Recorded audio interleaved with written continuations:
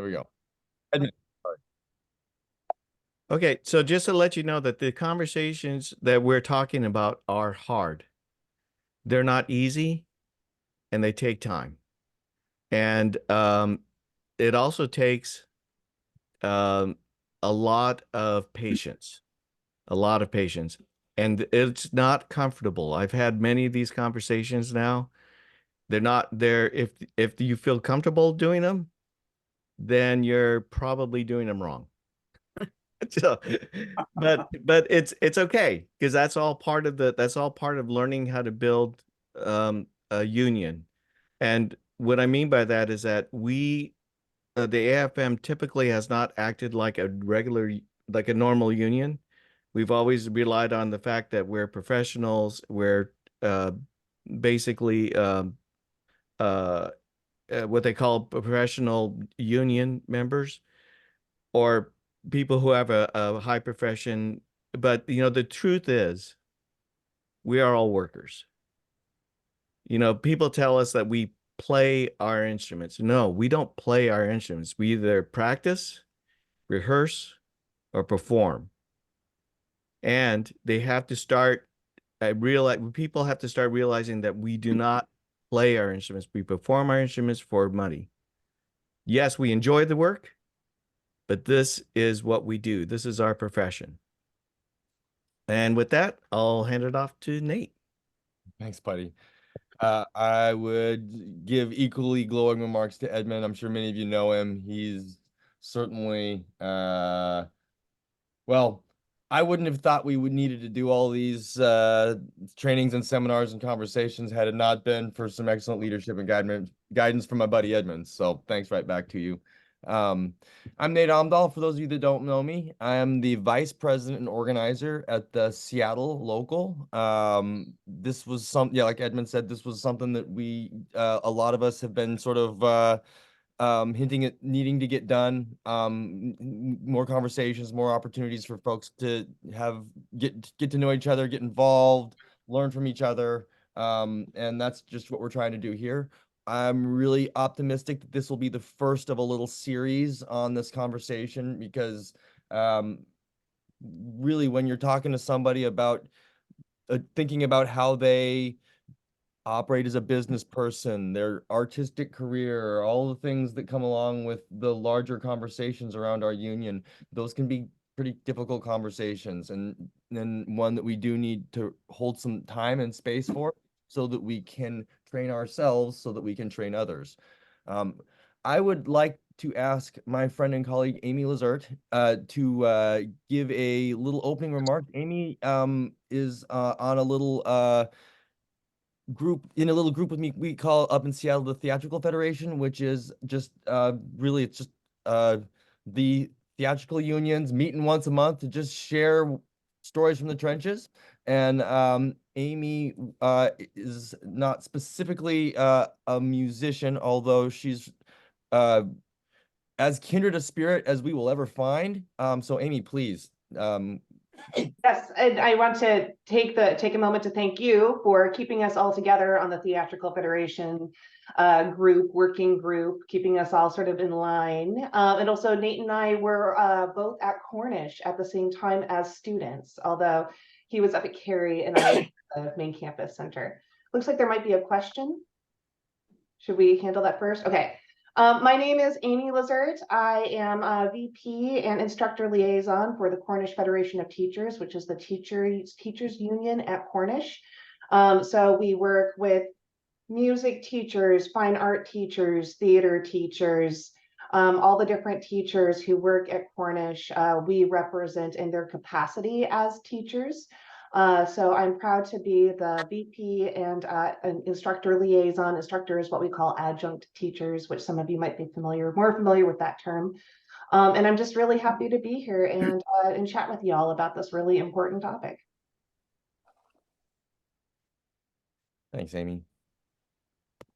All right. So as Edmund already said, it can be tough to talk about these things. So what we want to do is we want to hold some space for just to acknowledge that this is a difficult thing, especially when we're trying to talk to our colleagues who are busy. And this conversation can often feel like it's daunting. So we really do want to just acknowledge that what we're asking isn't a small thing.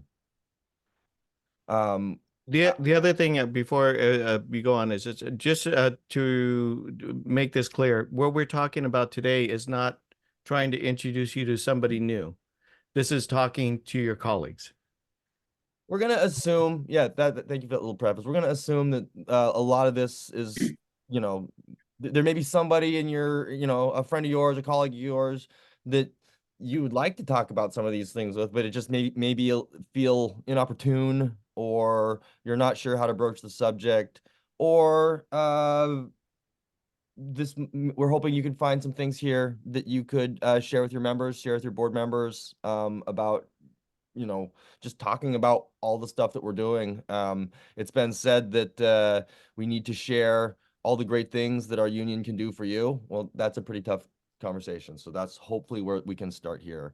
I'd like to thank a friend of mine named Erin McGowan, who's actually a music director at a local church here in Seattle. She gave me some of this advice, just not only talking about what our issues as AFM members, but just in general things that to remember when you're trying to talk about a subject that can be challenging. And the first thing she told me was to remember that your words do matter. Take some time to think about what you'll be saying to whoever it is that you're speaking to, and try to come up with something that you can feel comfortable with in your own words. We're encouraged be specific. If you have issues that you'd like to bring up with your colleague, it helps for you to have it clearly defined in your own mind. Just to clarify that a little bit too, is that usually if it's an issue that you have, chances are it's an issue they have too.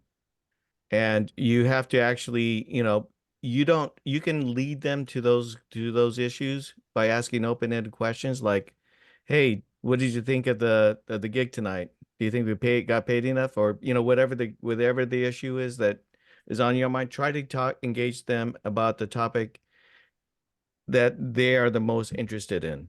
And if it happens to be the same one, great. But if it happens to be something else and they tell you it, pivot. You've got to be able to pivot and address them on their terms, with what their issues are. We'll certainly do have more on that to come. So another thing that just in a conversation that can be kind of stressful, some advice that Aaron gave us is to quote unquote come bearing gifts, have a piece of news or relevant piece of info or gossip or something that you can move the conversation with. To Edmund's point right there, you need to be ready to pivot. It can help. Gotta move this, is getting in my way. It can help you and your conversation partner to understand a few of the following things. Understand why the issue is being brought up. Why you think it's important to interject this conversation, when it may not always be the thing that you talk about. You need to be aware how this could affect the relationship. It could be positive, it could be negative, could do nothing. It could be something that your colleagues expected you to bring up for weeks and they were just like, well, what took you so long? It just kind of understand how the conversation could go. Think about if there's a potential risk. Is this something that could be confrontational, or is this just going to be a couple of musicians in a carpool talking about the show and how it went, and that you can assume could happen all the time? Yeah, just remember your relationship with that person is going to be one of the more important things. You have to try to evaluate what your relationship with that person is that you want to have the conversation with before, just so that you have a clear understanding of where you guys stand, with that other person. Uh, timing. I've been guilty of this, certainly. After a show, probably a lot better time to talk about something than before the show. I think we can all understand why, you know what I mean? We're all thinking about what's about to happen. We're all a little stressed out, this and that, whatever, you know. I think that's kind of speaks for itself there. So just be aware. Um, and then, you know, just kind of be ready with something like, hey, I have something that I'd like to talk about. Is now a good time? If not, it's not urgent, but it is important. I specifically got this feedback when I asked Erin, well, you know, because she was thinking, you know, about union issues and concepts and trying to read the forest of the trees a little bit. And I was like, let's just take this back a little bit. How would you bring up something like, let's say you saw your friend's kid do something that you knew would be generally against the values you knew that your friend had. How would you bring something like that up? And then she kind of was like, okay, now I see what you're talking about. So you don't need to, if it's an issue that's going to be long-standing, perhaps like one of ours, it doesn't perhaps need to be done right now. Maybe, like I said, after the show would be a much better time to talk about it. Maybe away from the stress of the performance in general. Maybe the next morning for coffee would be a much better thing. So just kind of be flexible about it, you know. And I think it's okay to set it up so that you can set yourself up for success. I think that was kind of the point of this. And then finally, it is really important to listen to your colleagues' take and how they feel about the issue. So much of what we're trying to do is to give you all and your board members and whoever is viewing this some tools so that they can get the story from the person who we're trying to build a relationship with. So, Edmund, do you have any more you'd like to say about that? Yeah. So the most important thing is to get their story.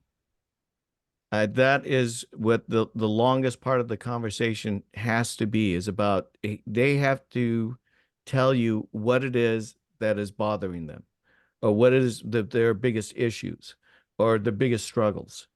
You have to listen to what exactly those issues are. And this could take a while. This could take, we have this rule 80/20, where you listen 80% of the time and you talk 20% of the time. At this point of the conversation, they should be doing the majority of the talking.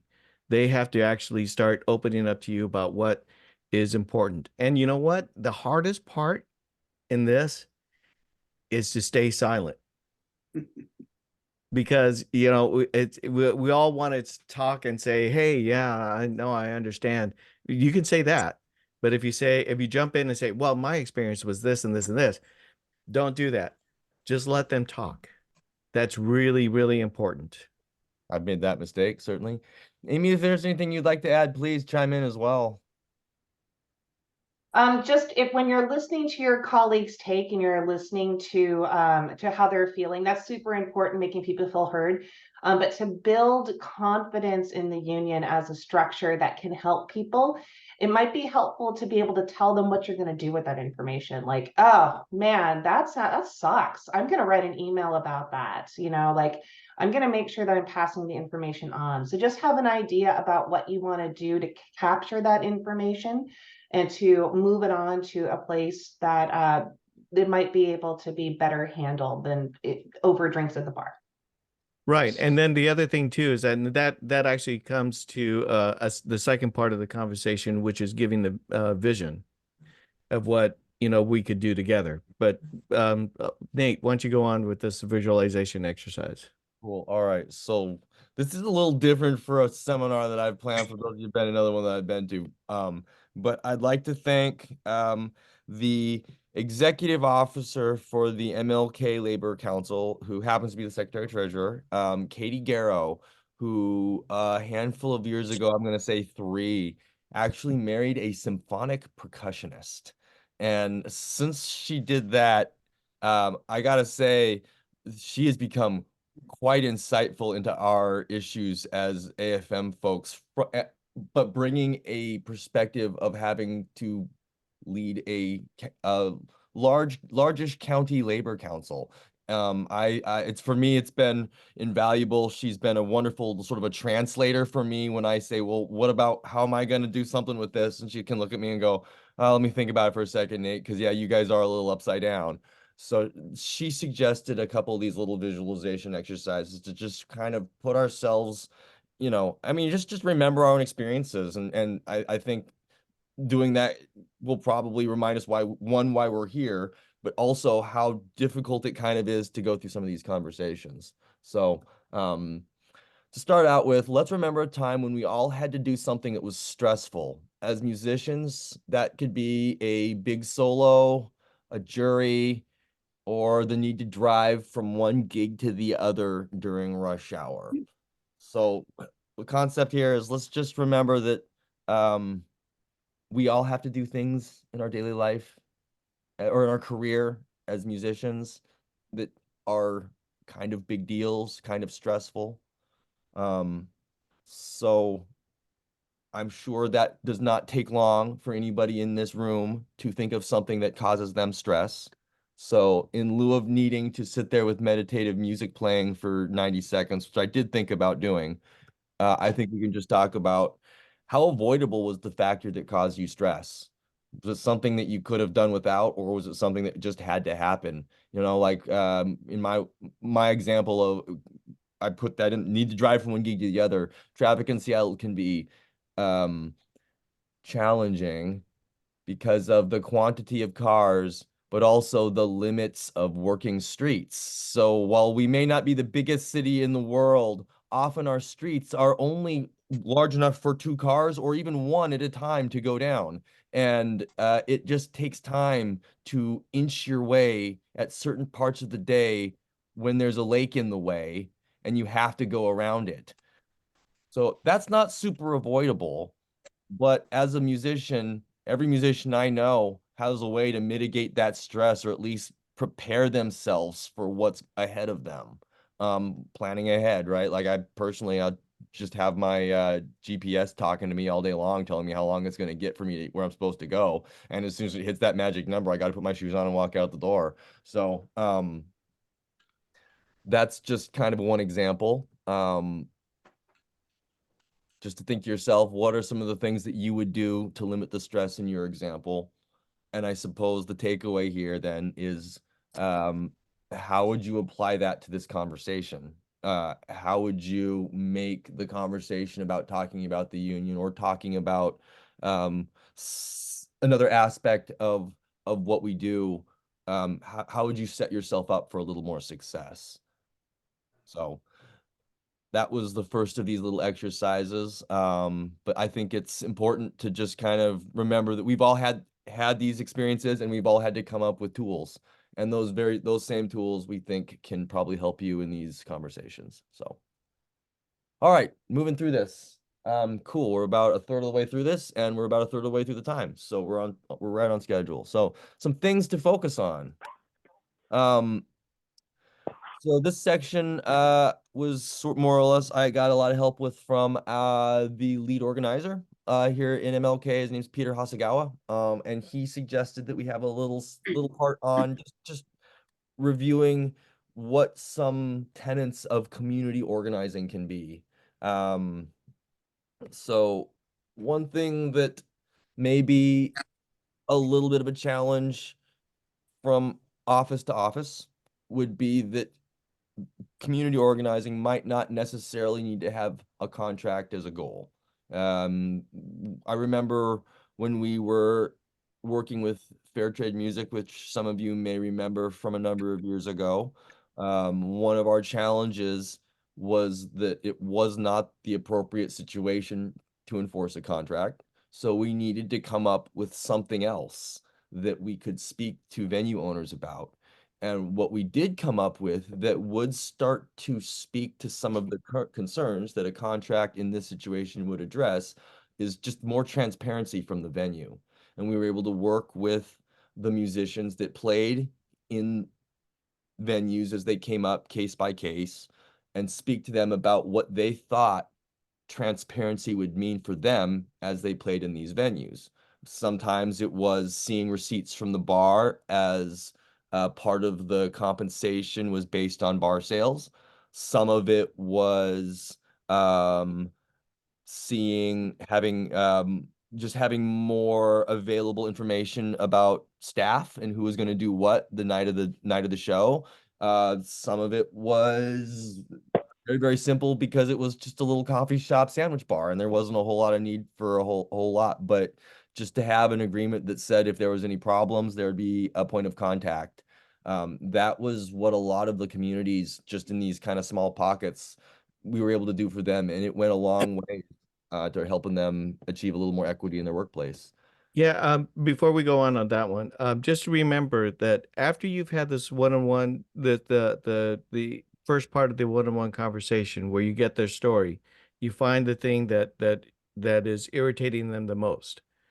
And what Nate just pointed out with the fair trade music was parking was the biggest issue. And you tell your members, do you think other people have the same issue? And they'll probably say, yeah, probably. He goes, yeah, because I know about 5 or 6 other people that have this issue. So this is the part that Amy was talking about for giving the vision. You could say, well, what would you think if we all got together and just started talking about how we can make this better? Give them that idea that they can actually have control over certain aspects of their work. That it may not be like that Nate said, it doesn't necessarily have to be a contract, but you have to give people a vision of what can be done if we work together as a group or as a union, because that's what unions are. I mean, I say this all the time to my members because, like, I'm not the union. The members are the union. I'm just their officer. They elected me to be the representative, but I am not the union. They are. And what they want is what we work on. But they are the ones who have to tell us. They're the ones who have the power to actually get it done. Because me going into the mayor's office is not going to do much, but me going in with 20 of our members or 20 people to go into a mayor's office to talk about a problem, that moves the needle. And that's the only way that union members have any strength at all, is if we act as one, we act together. Thank you. Yeah, to that point, people participating in making meaningful change through collective action. I think Edmund brought up the parking signs there. We came up with that program because we were able to get musicians together that were of enough different musical backgrounds, and we all realized that, hey, one thing we all have to do in common, as I mentioned, traffic in Seattle stinks, and I'll bet parking is equally terrible for all of us. If there was some infrastructure thing we could find that would address that, I'll bet that would be something we could all be proud of and would all take use of. And sure enough, that's how it worked. So certainly people participating in making meaningful change through collective action is an aspect of community organizing that we can always engage with. Policy, to that point, is likely the benefit. I think the parkings can be a great example. Once we had our issue defined and realized that it was parking and transportation. My late mentor, Paul Bigman, who's pretty savvy at policy and this kind of stuff, said, well, let's just go talk to Department of Transportation and see what they have to say about it. And they loved the idea. This was the kind of thing we are super excited to have come to the door because, one, we never get to work with people like musicians and artists, and that's, honest to God, a breath of fresh air for us. But this is really the type of impactful thing that a small policy can really, really make things easier for the economics in the nightlife, as what we created actually eliminated a lot of tickets and police issues and things that nobody wants to deal with before or after their gig. So what another aspect of community organizing will be getting an employer to agree to a behavior change. In this case, again, to use the parking as a thing, it wasn't a negative behavior change. We just had to ask them, can you articulate how parking stinks in your neighborhood? some of them said, honestly, we have a parking lot right around the corner and we don't need to take in this program, but I can appreciate what you're doing. My colleague at Bar X, they certainly have this problem, and we were able to go to talk to them and sign them on board. So it doesn't necessarily need to be like you will stop exploiting your musicians thusly. It could be, hey, we have this really great idea. We'd like to see you collaboratively come on board so we can make something better for all of us, because none of us need to have the police called as we're just trying to load in a drum set. That was a pretty universal ask. So just consider that, behavior change can go either way. In an example of a negative one, though, I do want to cite the Amazon Environmental Agreement. If you look it up, there's a GeekWire article here where an employee was just kind of trying to create some of those broad community carbon, emission statements that big corporations are making, and Amazon decided that the organizing that she was doing was worth being fired for, and they took it all the way up to the Supreme Court. So we can, as a union, as a community, protect people or fight for them when something like this happens. So I'd encourage you to look this story up. But this would be a pretty large example of a non-wage based behavior change through community collective action that we can strive for. All right, I did that. Cool. Another thing to talk about really quickly is fixed fights. Basically, it's an issue that in our community, we know our community is concerned about, but is also a winnable one. To keep using the example of the parking program we have in Seattle, we found out pretty quickly that our community was concerned about the limited parking space, and in downtown Seattle, certainly we all know that in any major American city, if you're walking around with a bunch of instruments late at night, it's not the safest thing in the world to do. And that issue certainly came up as well. So it really felt when the political timing was right in Seattle, as we had a mayoral changeover who was looking for some positive, easy wins, like this all aligned for us. So it became really winnable. That was And counted on the before, way in, but it certainly was the outcome. Yes, please, I'm sorry. yeah, and just remember, you have to, and we'll talk about this later, is that, you have to have a target. As soon as you identify the issue, you guys, they have to come together and identify the target. But you also have to remember that it can't be just a one-off. You have to start building it. The parking thing, excellent. But then what's the next step? The more that you start flexing that muscle, the stronger we get. So, but go ahead. Thanks, buddy. Okay. I'm not exactly sure what's next. Let's see here. A fixed fight may be enforcing things with a bad club or a bad boss. Doesn't need to be, but oftentimes that can be something that you can identify. Hey, this club does something shady. It's unsafe. The fire escapes out of code. The bathrooms are horrifying. There can be some simple things that you can identify that can be felt pretty widely.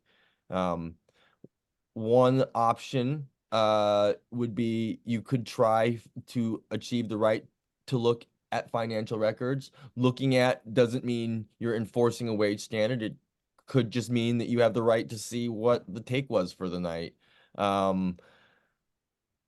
We have a footnote at the bottom that I wish popped up now, and I'll edit this slideshow so that it does that. That would say that 501c3s are required by law to report their income, but private businesses are not.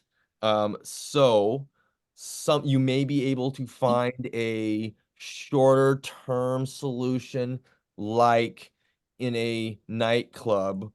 We were able to request to see receipts at the end of the night if the band's payment was based on a percent of the bar. So that was one thing there.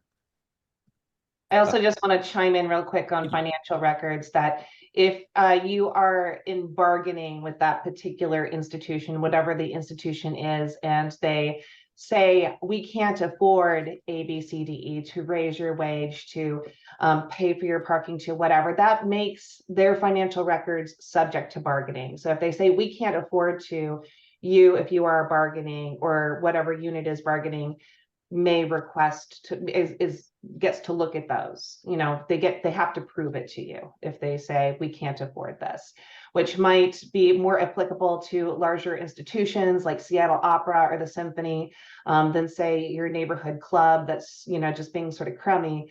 But that is another avenue to really get in and dig into their financials because you have the right to. So another example, just something to think about. Peter gave me this example of Valley and Highline medical centers. Valley has objectively better working conditions. They probably serve a more affluent side of town. Highline was not as well funded, but those workers won things. Oops, and they created a lot more solidarity on the job site.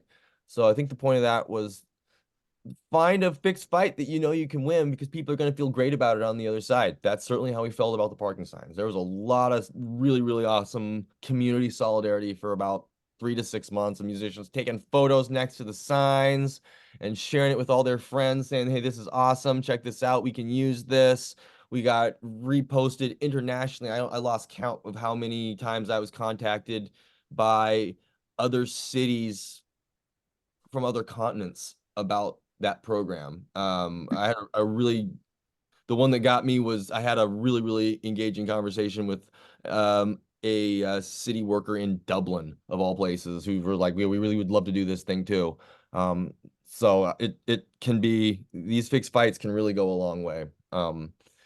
Last thing, just to encourage you to think about is sectoral bargaining, something like that Justice for Janitors does.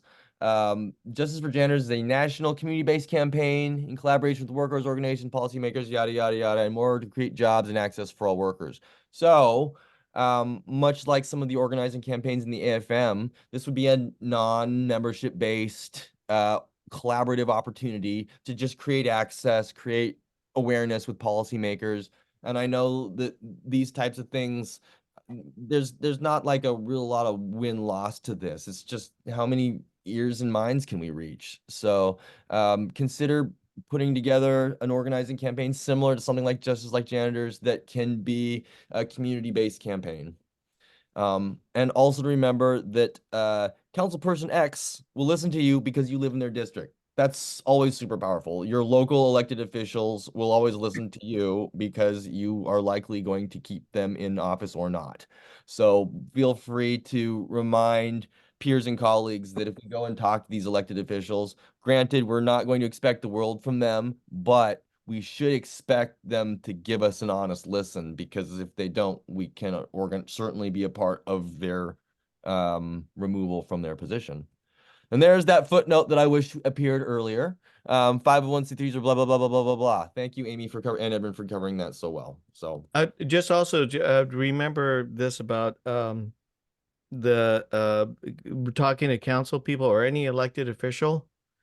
Chances are they don't know musicians that actually make a living, but most of them actually have some sort of arts background, whether it's, music, dance, theater, almost everybody has some sort of background. And we can, because of that, and the fact that they actually, most of them admire the work that we do, we can actually do Nate will show it later, punch above our weight, where we may be a small union, but we have huge community impact. And that is gold.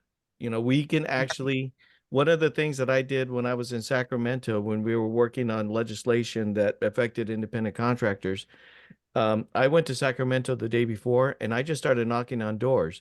and on state representatives. And I said, "Oh, my name's Edmund Velasco. I'm a member of the AFM." And they said, "What? I didn't even know the musicians had a union. Come on in." And they talked to, and I actually talked to a lot of legislators that actually I still have relationships with that have helped us change the laws in California. So don't be afraid to do that. And besides, it's fun. It Yeah. really is. Cool. So lastly, to that point, think about forming some community alliances. This can be a fixed fight because you're just trying to make some friends. Consider reaching out to area film industry reps.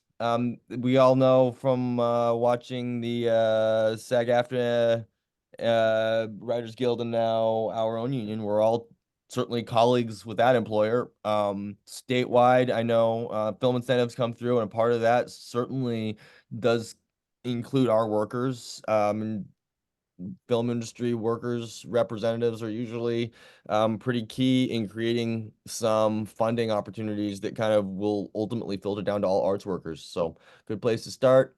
Other elected officials, certainly there's a labor angle here. I'm personally on the political subcommittee at MLK, and once some of these elected find that out about me, they certainly are a lot more interested to talk to me. Consider reaching out to clergy. Um, there's an organization called CLUE, Clergy and Laity United for Economic Justice, that are a big, you'll see them in parades. I looked them up on their website. There's more there. Certainly that they're a advocacy branch that you could, or advocacy organization from the faith community, if that's appropriate for what you're working on. Teachers, other unions, labor councils. If there's a neighboring county that often work hand in hand, can be really easy one to just go, oh yeah, +1 for us, +2 for them over there. We're good to go, and you can really increase your numbers really quickly. All right, so here I'm gonna try and do this without screwing up my screen share here. I'm gonna see if I can share a file from my computer called that is a handout from the AFL-CIO that we kind of um, just sort of retrofitted for the AFM here. So if you go to the chat, hopefully it'll be there, and you should be able to download that and open it up. Maybe what I will do here is I will stop this screen share and screen share that guy so we can all look at it together here really quickly, because that was what I was gonna do. Oh crud, I need to open it now. You want me to do it? I should have it right here because I just dropped it in the chat. So I'm just going to talk as I do it so that I do it correctly. There it is. All right. So this would be this was given to us. This is based on a guide given to us by the AFL-CIO. This is something they use in their organizer training, but not all of it would work well for musicians. Some of it actually contains some questions that if you're talking to somebody in a freelance employment situation, freelance context, there are just actually some questions that as a union we can't ask them federally. So that's kind of a bummer for us. Nonetheless, that should not stop us from trying to have these conversations. So basically the way this guide is laid out is just kind of how to, as you can see, how to bring up topics, issues, creating a strategy, and just kind of walking through what a conversation could be. At the bottom, there's some transitions so that you can kind of try to keep the conversation moving. I think that's one of the things that we're hoping to do here is to just provide a little framework and information about how a labor organizing conversation might transition through. So this is sort of a guide here. So just to kind of walk through it quickly, if you were saying, hey, we should talk about the pay at this on this job. It's likely you're talking about it with a bandmate or a colleague. It's likely they share an experience. they may agree, they may not.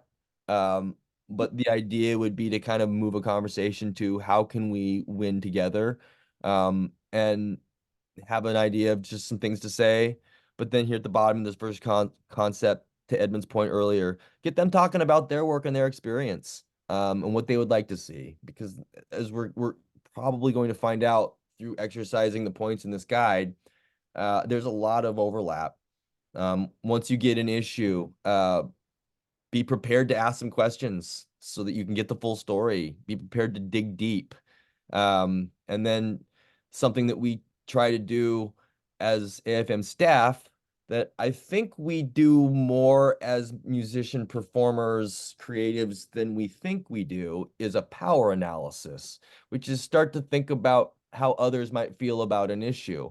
I know that's something that we all think about in the performing arts in one way or the other, whether it's about an audience or, man, I as a band person, do others feel the same way you do is always a question fraught with peril, even around something like posters and band names and all these things. So I think we're used to thinking about what others think about, but can we do it in this context? So, and then, the transition from that is, well, is this issue winnable? Is there a way we can get a behavior change that it's actually reasonable? As you can see, so just encourage you to kind of just spend a little time with this, just read it over. There's a couple of things that I'd just like to point out about this. One is that if you look at this, it looks like they're all the same amount, and it really isn't. In reality, the first part where the first part is just basically an introduction, and you already probably know this person. That's why we're doing it as somebody you know. But still, it's really important to get understanding the issue, that's them talking about what things matter, how it matters to them, and what matters to them and how it matters to them, because that is going to be the motivating factor. And that will help you get to the vision part. The vision is where you say, do you think other people have the same issue? And then you get them to the point where you say, I know so and so, they have the same problem. Why don't we sit down and talk with them, and invite people to a meeting. Actually have the meeting set up before you have the talk, so you have something that you can invite them to. And then if they say, well, yeah, I don't, it's not my thing. And then you go back to the issue. You go back to the issue that they were complaining about. Do you think anything will change if you don't do anything? And then you stay silent and let them think about it. And if they say, no, I probably not going to change, it goes, well, do you want it to? And again, stay silent. Let them think about it. It's important for them to have the room to think about it. And then if they say, you know what, you're right, then say, we're meeting so-and-so, join us. That's the ask. That is the ask that you want from them. You want them to have that commitment where they're actually going to try to do something for themselves. It's not, they're, a lot of people are self-motivated, but what you want to do is point out that there are a lot of people with that same issue. They can work together for themselves because they're the ones who are going to have to do the work. Yeah. So make sure that they understand that. And then one of the things that's really important is the inoculation part, where, say, hey, they say, well, I don't want to do this because I'm going to lose a gig. I'm going to lose that gig. Go, well, you probably, can you lose the gig right now? Yeah.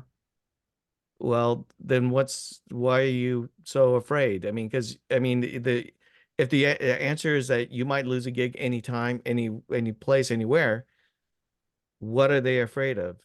Just I know that they're afraid of losing a gig and losing the income. I know that, but they might lose it anyway. And then what?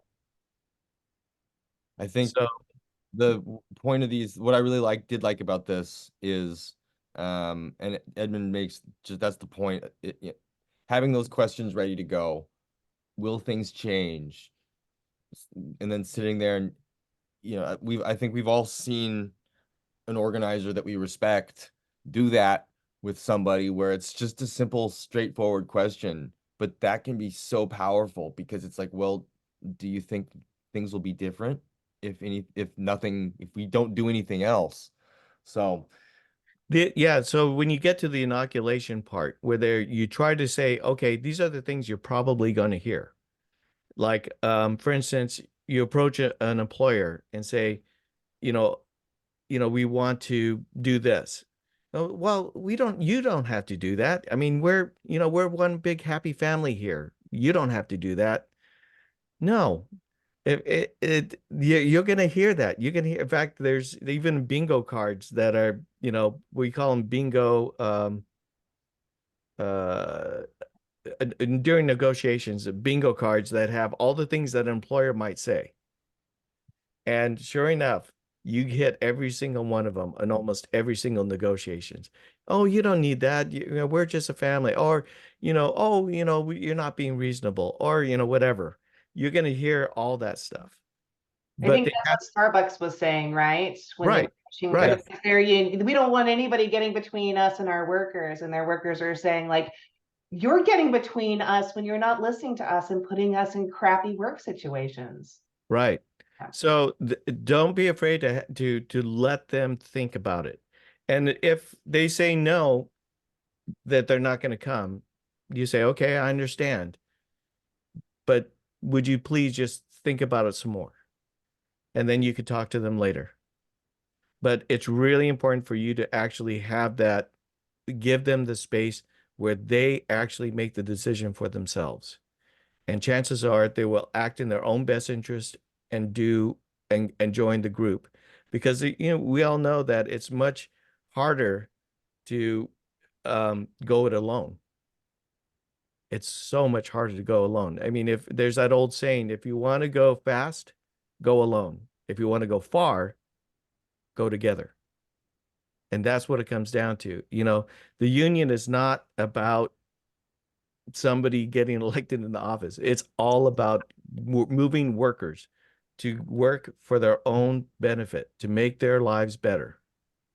And that's the reason why unions exist. And what's great about it is that a good leader leads from behind. They're the ones who are holding everybody together, but pushing everybody forward. You're not dragging them behind you. Because if you're dragging them behind you, they're not going to follow. You have to actually push them forward. So if anybody had any problems opening this, email me. I can send it to you. No biggie. It's just a PDF. At the end of this, I'll put my email in the chat, or I'll just tell you right now, it's nate@local76-493.org. You probably got an email from me, so replying to me probably isn't the hardest thing in the world. So, cool. And I So just put my email in the address if anybody wants to talk to me too. yeah. Please do. And Amy, if you don't mind, actually, if anybody has any questions for you, if you don't mind as well, I'd love to provide your email address. Yeah, sure. That's fine. My civilian account is ALAZ like zebra, ERT like Tom, @yahoo.com. Thank You can you. also reach me at the same thing, but at cornish.edu. But everybody forgets it's edu and it goes into the black hole. So we're gonna do another little visualization thing just as we kind of pivot for our last little third here. So think about a time when you had to sub for someone. Maybe it was for a pit, an orchestra, or just a gig, doesn't matter to me. Uh, have you been asked to sub for a gig that just didn't compensate enough? I think a lot of us would probably say yes. I would imagine most of us would. Um, happens all the time. It occurred to me that that's probably the reason why the gig was vacated in the first place, was it probably wasn't super, super hot. Otherwise, the person that originally had it might still be there. So just think about when this happened, how was it handled? Um, Specifically, this scenario comes again from my colleague Katie at MLK, whose partner or her husband was asked to sub in an orchestra that just didn't pay enough. And what he decided to do, partially with her counsel, was to just say, hey, this is not enough money since it's just a sub gig. It wasn't a part of my monthly budget anyway until you just called me out of the blue. So I'm not going to show up for the couple of hours of load in and cartage and all the stuff that they were expecting the percussion section to do, tuning timpani and moving mallet percussion and all the stuff. We get it. He said, I'm not doing that off the clock, and I'm not going to take the gig if you can't pay me for it. And he said he told his other percussion mates that he would ask the same for them. And because he had no skin in the game, really, if they wanted to sign on to this letter that he was going to send, they could or they couldn't. And it didn't matter to them. It didn't matter to him if they signed on. So just think about how was it handled? How did it go? Would anything have been done differently? Would you in that situation perhaps maybe have done more of what Katie's husband did and say, well, look, uh I'm I'm not I don't have any skin in this game, so I'm willing to walk away from this uh instead of just kind of accepting what it was and just sticking the $100 in his pocket. Or maybe you could have recognized that this really could be a chance to build some solidarity in another orchestra or opportunity. Maybe there's some overlap in the workers and they have the same problem there, and you can say, well, we have the problem over there too. We want to do the same thing. Could something have been done differently? Was there any changes as a result? Should there have been? I think that's kind of the point of this. I know we've all had these opportunities we see them go by, and it's just so hard to grab hold of them. And hopefully what we're starting to do here is realize that if we're just a little prepared for them, and realize that if we can ask to set some time aside, we ought to be able to make some progress on them. And then finally, did the experience change how you look at your own work? I had a situation personally that was kind of similar, and I realized that, yeah, if it, we all have had this moment, I'm sure, where we realize if gig X is not worth it, there's not actually a whole lot that's probably going to make it worth it. So if your requests go denied, you might as well just stay home with your family and loved ones and enjoy your weekend. That's always an option too. So, that's Situations like this make such a good inroad for conversations like this. If there's something going on actively at the work site like this, that's a great way to start a communication with other potential union members. Go like, dude, this is not fair for 1 hour's worth of work, right? There's actually 3 or 4 hours worth of work, right? Most of it is going unpaid. Like, that sucks. Has that ever happened to you? Like, that's just leaning into the artist's natural inclination to gossip, right? Is so powerful. Like, we can really use it to talk to people about their worksite issues, and to collect information. And it can be a way to channel information even up the food chain to other folks to say like, hey, this is something that's going on. It's becoming persistent and we really need some help working on it. And by the very nature of you logging on today and sitting through this presentation, you are somebody who knows how to access union leadership. You are a union leader in your own right, and you can be the person who gets that information, holds that information, it sends it up the food chain. So just asking the question like, hey, this is kind of crap. Are you seeing this too? Like, that can be a great sort of foot in the door, as opposed to maybe some of the more AFL-CIO, like, what is the problem and how can we win together? It doesn't need to be quite as formulaic as that. It can just be really genuine conversation about genuine worksite issues. Spoken like someone from the arts who has been to an AFL-CIO training. Yeah. I'm wearing an AFL-CIO shirt today. Okay, look at that. Yeah. All right, so let's just getting into the conversation a little bit. Specifically, what it look like. This is the last little chunk here. Many times a real world conversation may not go as planned. Edmund pointed out, I think you could probably say most of the time they don't go as planned. Uh, but many of the things musicians might say are not unique as workers. They do have their own challenges. We're our own unique breed. We know that. When we're talking to musicians of all walks of life, we're always going to be challenged by the time and resources that are available for everyone. I just want to remind folks that most musicians are working so many gigs and little part-time jobs and little side hustles and teaching at this little school and doing some section work at the college, and then maybe they're working for a little radio station, and then they have their wedding gigs, and that's just so much to keep track of. And Selling narcotics.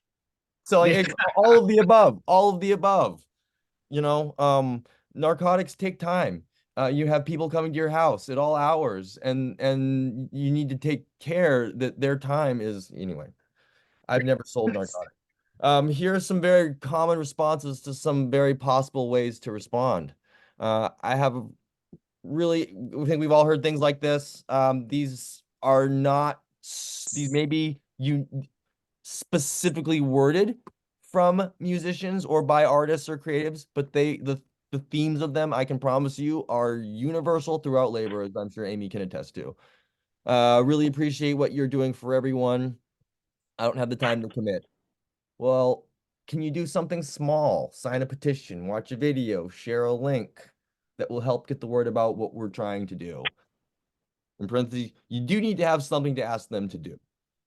Hopefully things like sharing this video that we'll make available. Just watch this thing if you're interested about what the AFM is doing. Repost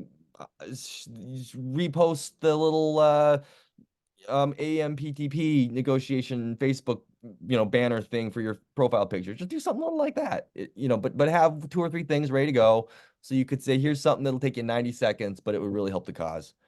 Another common one we hear, not sure what to do with my kids. You can bring them with you. This is a photo of my buddy Matt with his small child. He could not find anything to do with, and city council member Shama Swant. It was a very lovely meeting as people were quite distracted by the infant, so we got a lot done. Few more responses. We're just gonna go through these. I'm sure we've all heard this. How much money will I make out of this? It's gonna cost me something. Am I ever gonna see anything come back? One gig isn't gonna offset a couple of years of membership.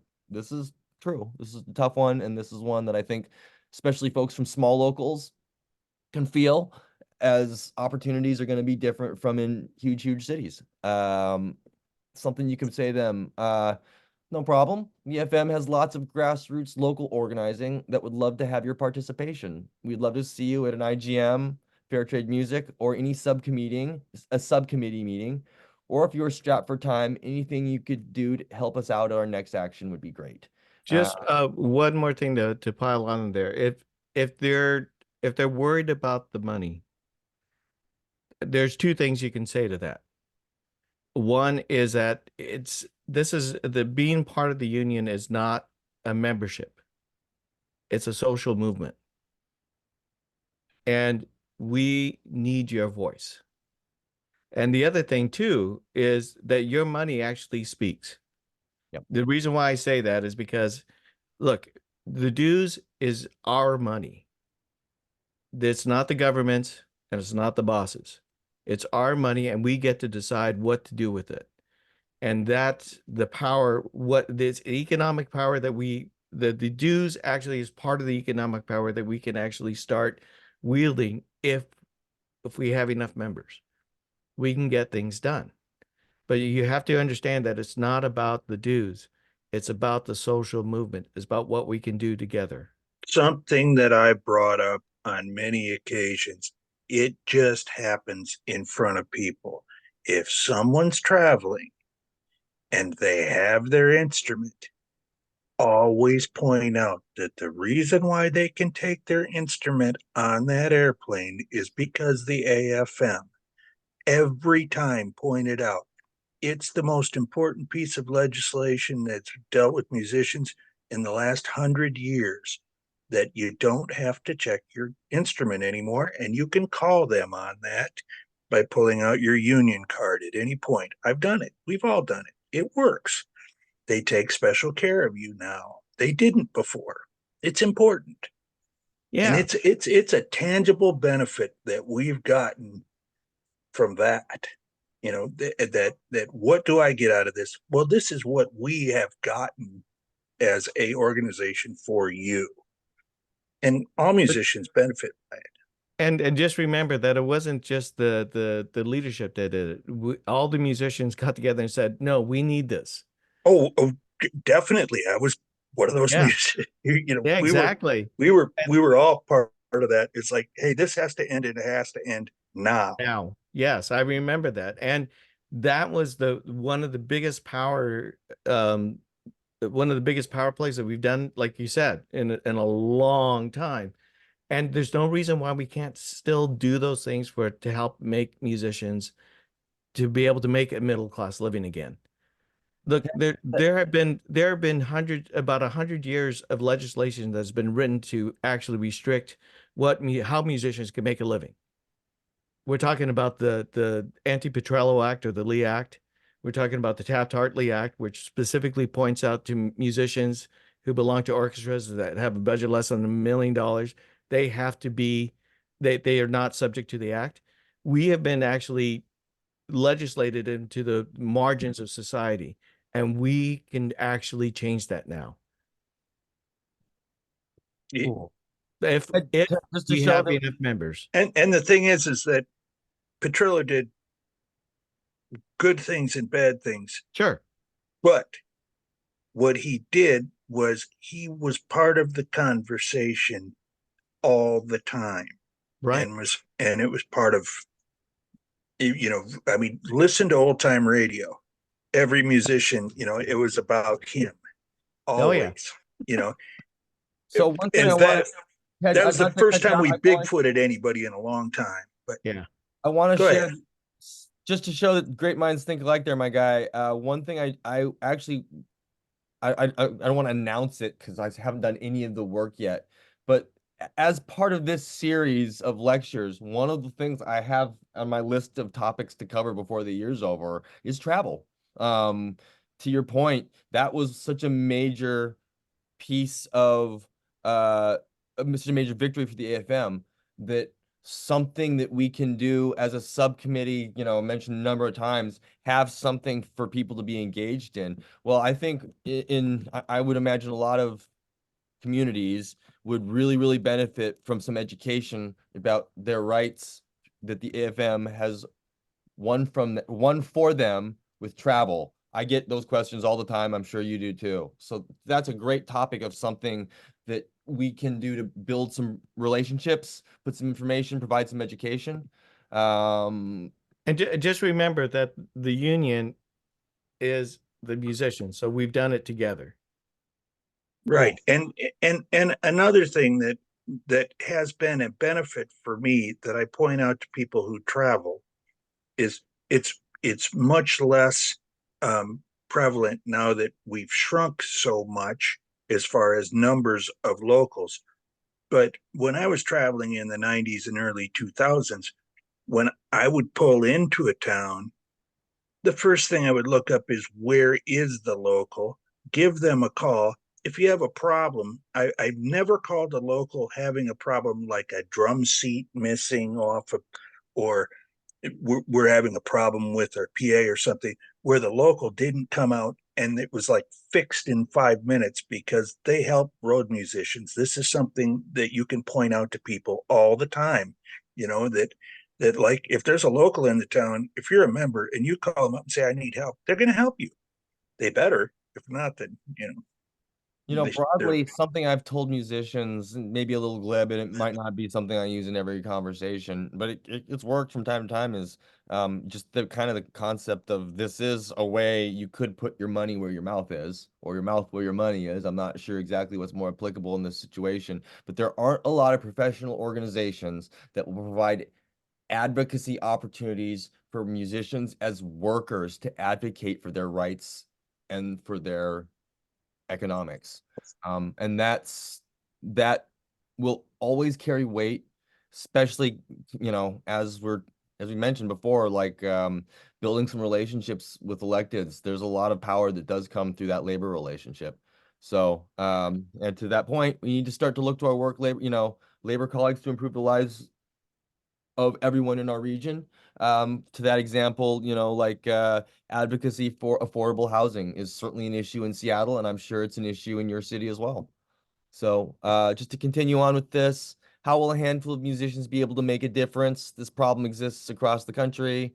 Again, as we pointed out, small groups can be successful, but larger groups will go further faster or go further. I would also point out that that a lot of meetings don't need to be epic displays of power.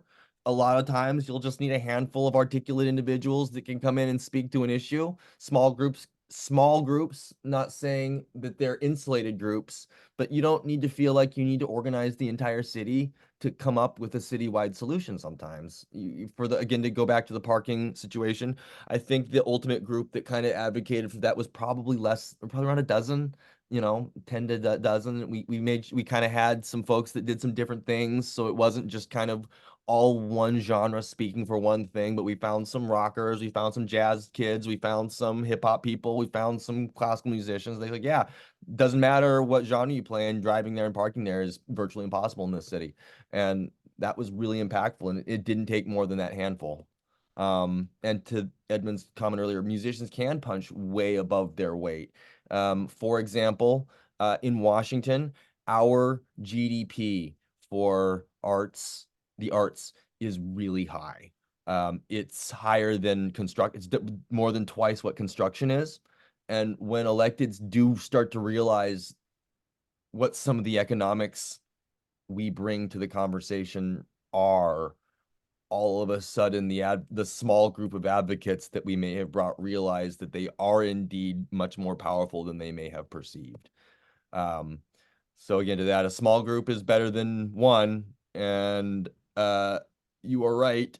And right now you are one. Alone, it's going to be much more difficult. So to that Edmund's point, one person can go fast, but a group can go far. And there it is. If you want to go fast, go alone. If you want to go far, go together.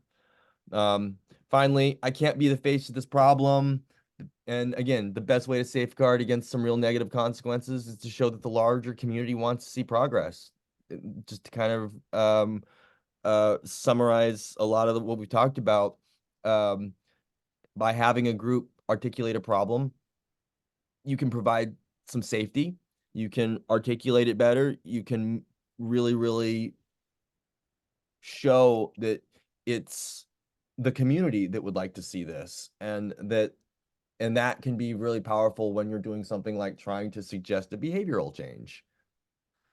And then related to that, I can't jeopardize my colleagues, booking manager, blah, blah, blah, side musicians, doing some of this advocacy work will put a target on our backs. And then again, that response, let's find allies. Let's make friends. Right now, you are right that a music family is not just the people on stage, but everyone who plays a part in making sure that the music is happening.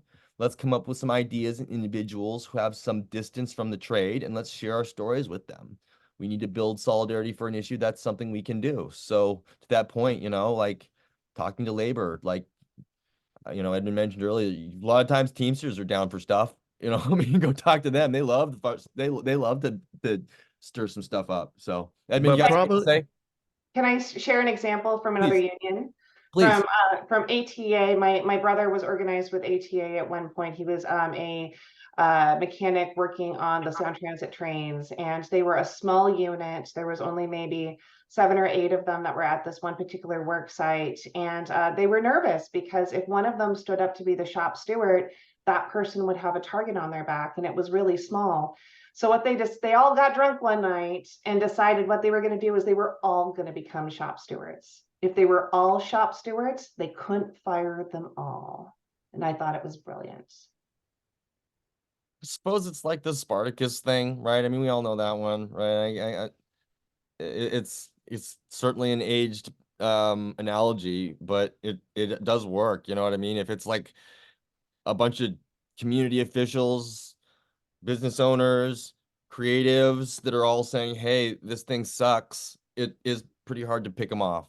So Hey, one more thing is that just remember that your audience can also be your ally. yeah, yeah. I think we all. You don't know my audience. There you go. All right, so wrapping up here. Thank you. We are still under our 90-minute window here that I said we'd be in, so I feel happy about that. Just finally, be ready with a second step. Just to summarize some things. I've had the mistake of having a success and then going to the group, "Hey, what do you want to do next?" And they go, "I don't know," and then they left and they never came back. So have something ready to go. Have a couple of projects. Have something you can pivot to. I think, these conversations are easier when you know you can do a couple of things. As I'm saying that, there's like the jazz player analogy of it's just like know how to get out of your mistake. Have a couple of things ready to go. I tell middle schoolers to do this all week, every week. I should take my own advice. The other thing too is that the more you do it, the more you exercise that muscle, the easier it becomes to actually stay organized.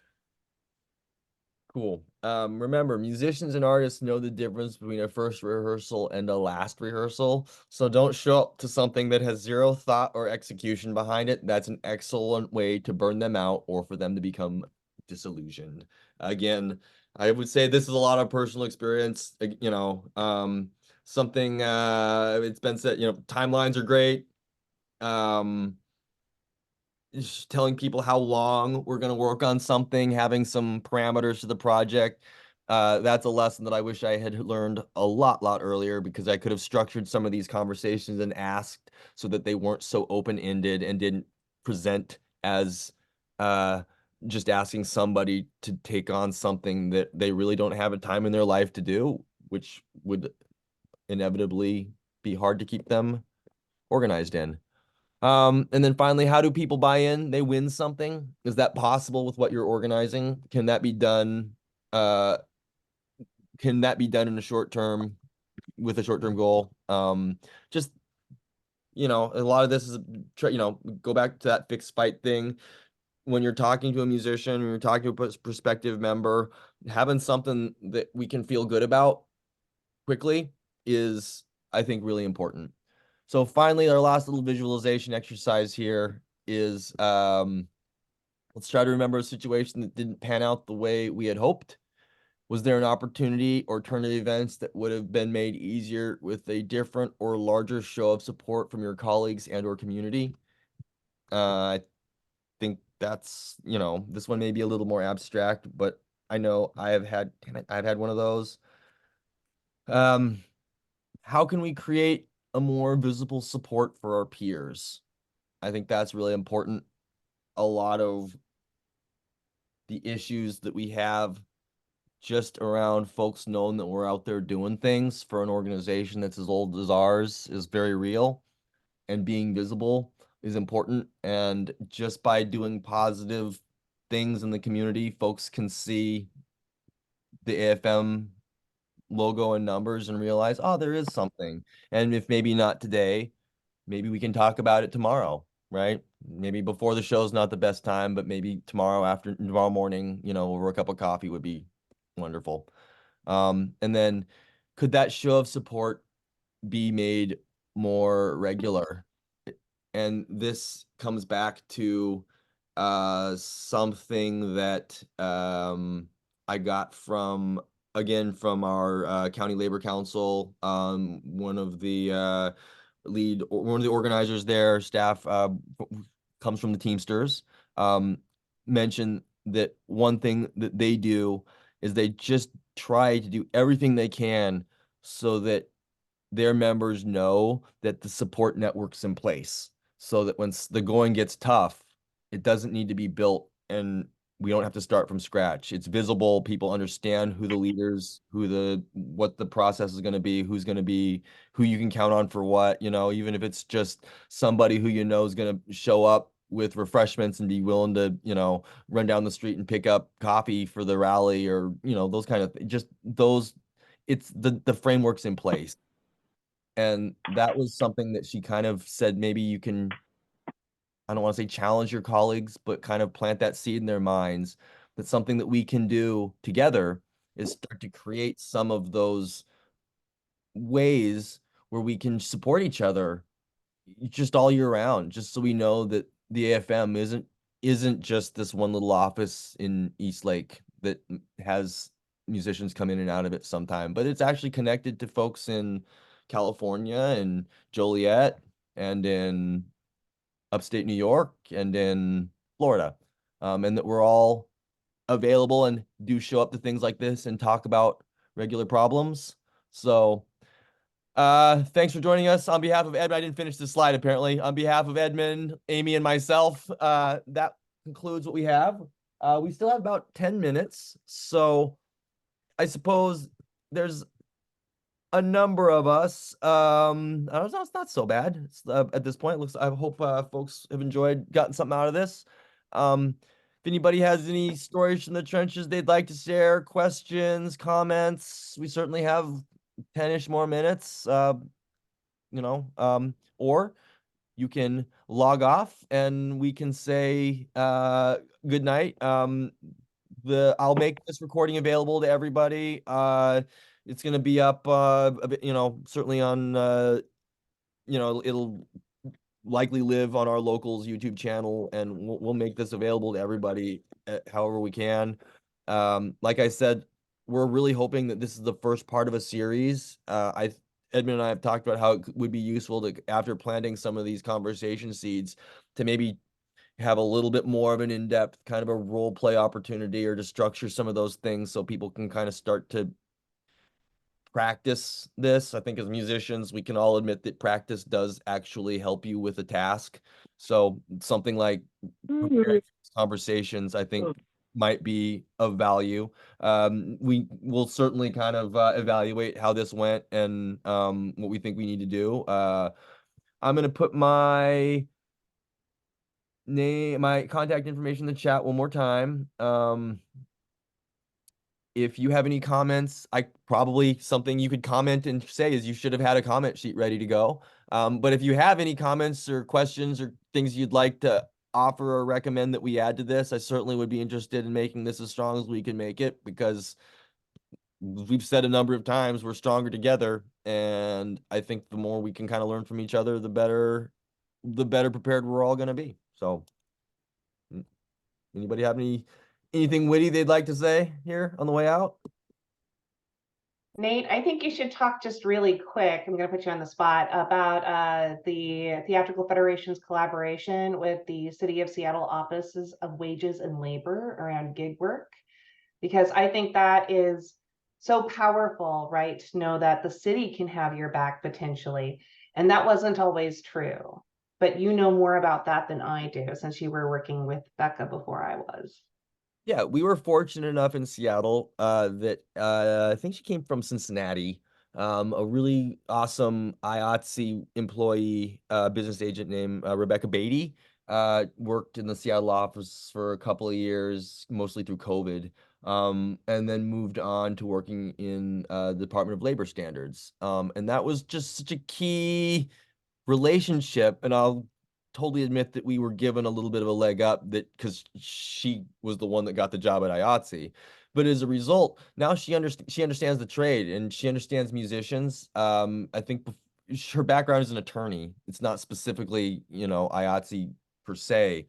So it was really helpful for her to just kind of understand gig work and how our union works with gig work. And since then, the city has actually launched musician and creative economy specific programs and seminars and protections that are for us. There's contract standards. It's now in the city of Seattle, minimum wage is not just a minimum wage for employees, it's a minimum wage for everybody. So your contract cannot go below minimum wage and still be enforceable. So there's just things like that that were not in place before we had this relationship. So I think that's just really briefly how powerful creating some of these I guess city department relationships can be, because she's coming to us now with questions and ideas and gigs. I hooked up my boy Mike, who has a Brazilian group, with just playing music for their one of their events where they were sharing the creative economy news with creative economy workers and having creative economy workers play music at their thing. So it was wonderful, and they signed a union contract and paid rates and all the good stuff like we want to see happen. So, and that was an easy partner. Labor standards, that was an easy partner. Right. Well, it hasn't always been the case, because there are many times when musicians labor who are participating in labor councils, they can't even get them. You can't get the labor council to actually hire union musicians for their events.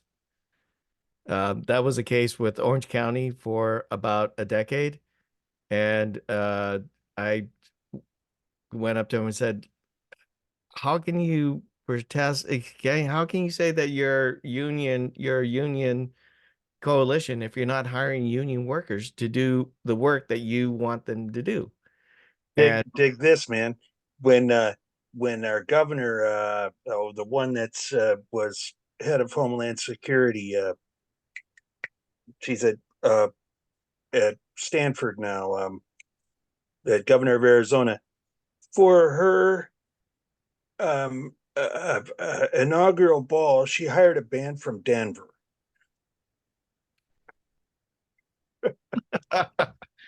Yeah.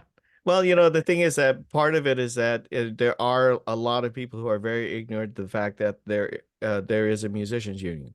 So it's our job to get out there and actually point it out to them. So that's what we're trying to do, and actually we're having a lot of success on that. So, And just those are such good instances that you could actually have actions around, right, to raise awareness, because at statewide labor conventions, you have people coming from all over the state, right, who want to get on the mic and talk about their issues. And if they have to walk past a bunch of people with signs saying like, "I'm not playing for you today because I'm an AFM member and the band is non-AFM," and they are walking past all of those people going into their state labor convention, that's such good visibility. Same thing with governor's ball, right? If you have state musicians out there saying like, "I actually am your constituent, but I can't play for you," what's with that, right? Great visibility. right. Right. And the thing is that we were able to now the Orange County Labor Fed always hires union musicians, and the California Labor Fed is now hiring only union musicians, and they've made that actually part of their platform, that all union events have to have union entertainment. So in the state of California, we made a big difference. Lori?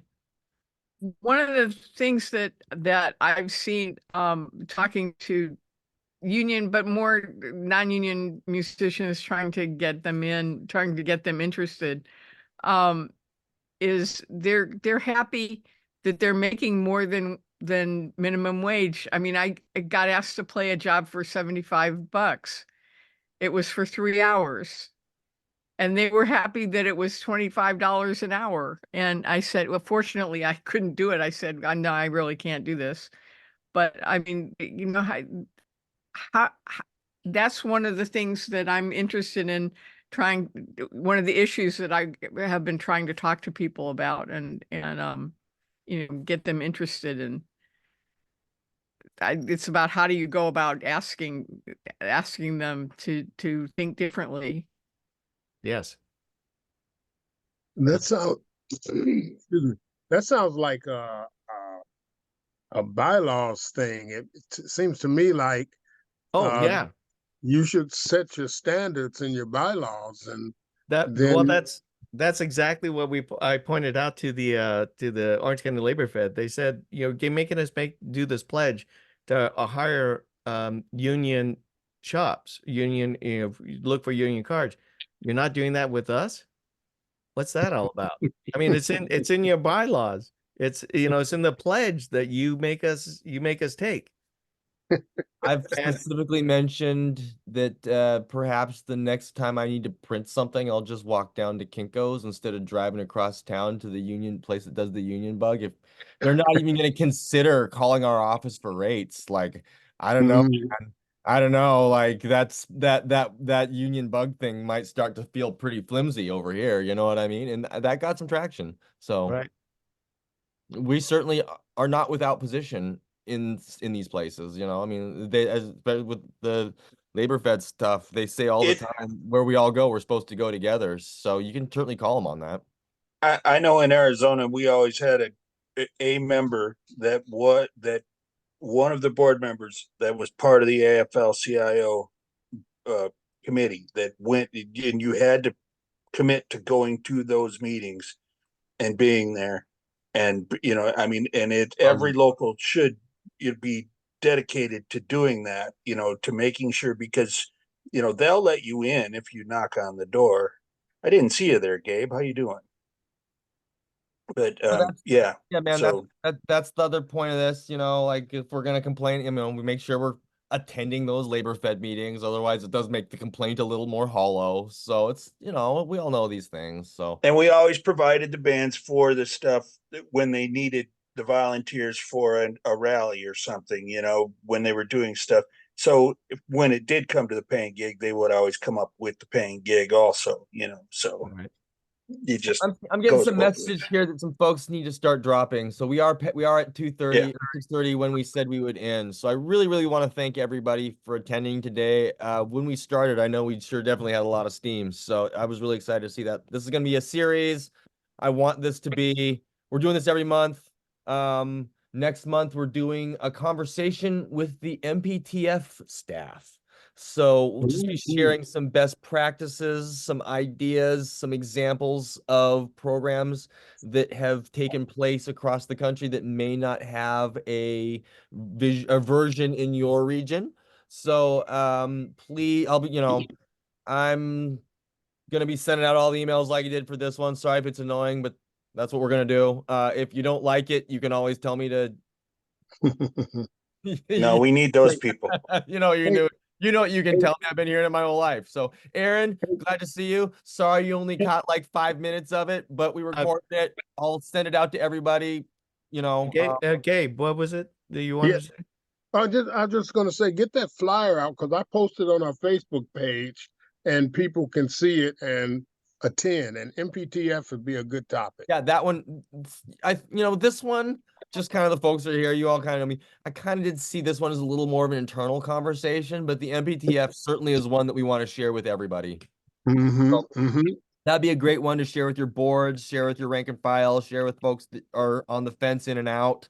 You know what I mean? I know Alistair would love that one because just being aware of all the stuff that we do, I think is that's one of the many things that we need to do to keep this boat floating. So, all right, I'm going to sign this off. Thanks to Amy and Edmund, and thanks to everybody for attending. Like I said, you've got my email. If you have any ideas, any suggestions, if you'd like me to do this for your board or something, I'm sure we can work that out. I don't know. Like, I got time. We'll work it out. So hit me up. Thanks a lot, everybody. All right, bye-bye. Bye. Bye.